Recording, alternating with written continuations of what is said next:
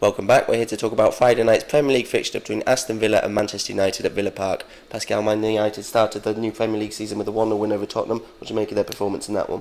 I mean, it's a win, a good winning start to the season, but it could have been a lot better. The goal was very fortunate, wasn't it? It was quite a nice move, to get it over to Rooney, but then Kyle Walker goes in for the tackle, and it's very unfortunate for Spurs the way it goes in. And they could have been behind by then. Spurs had that great chance where Kane flicked over to Eriksen, and Eriksen was so close to putting that away. But for the rest of the game, United, they're okay. They're quite good defensively. There's some players that really impressed. I know a lot of people saying how Darmian, he really impressed going down the right. Smalling again, solid at centre back. I mean, Smalling last season he was good for the second half of the season, really probably United's best defender, and he started the new season quite well as well. So win's a win. Spurs, it's quite a tough first fixture. Spurs, if they came fifth last year, Spurs just behind United, so it was a tough start for them, but they get off to a winning start. I mean, it wasn't the best performance, but win's a win.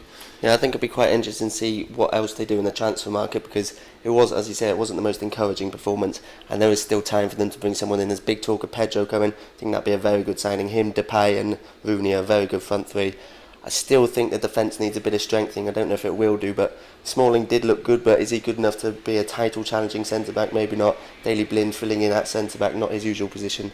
Then, of course, there's the goalkeeping situation with David De Gea left out of the squad. Is he going to go to Real Madrid? That's been dragging on all summer, isn't it? I'd be quite surprised if he goes now, but the fact that he was left out of the squad suggests that all's not right in the camp. So it's interesting to see what happens there. Moving on to Aston Villa, they also started with a 1-0 win.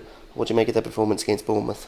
Yeah, it's a tough place to go that for the first day, because Bournemouth, it's their first ever season in the top flight. So, I know Dean Court's a small stadium, only about 12,000 there, but still a great atmosphere there for their first ever Premier League game. And Villa went there.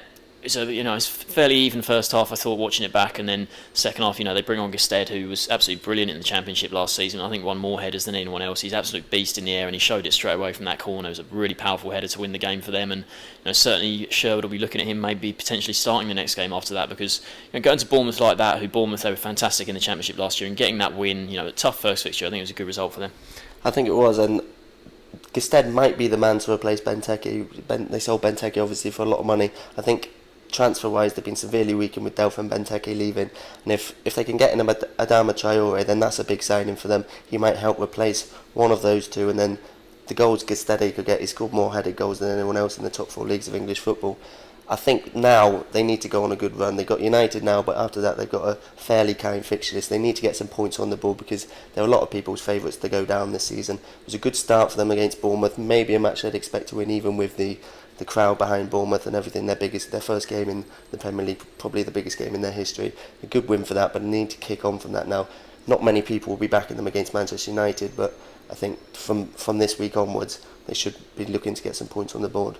What's your prediction for this one?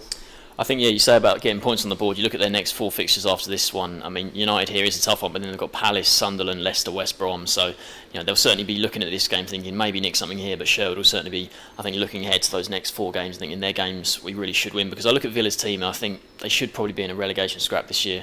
As for this game, Friday night, first Friday night game I think it is, so it'll be a really good atmosphere down there. But United, I think they'll be looking to go there and certainly put on a good performance. It's whether Van Gaal has one eye on the Club Brugge tie that's coming up on the following Tuesday. That's massive for them. It was a kind draw for them in the Champions League, considering they could have got Lazio, Monaco, but they got Bruges, who's arguably the weakest team they could have drawn. So he might have one eye on that. But I think United still should be favourites this on the back them to win 2-0. Yeah, United, they do like playing against Aston Villa, don't they? I'd be very surprised if Villa got anything out of that, even being at home. So I'm going to go for a 3-0 Manchester United win. So both going for comfortable Manchester United victories. Thanks for joining us.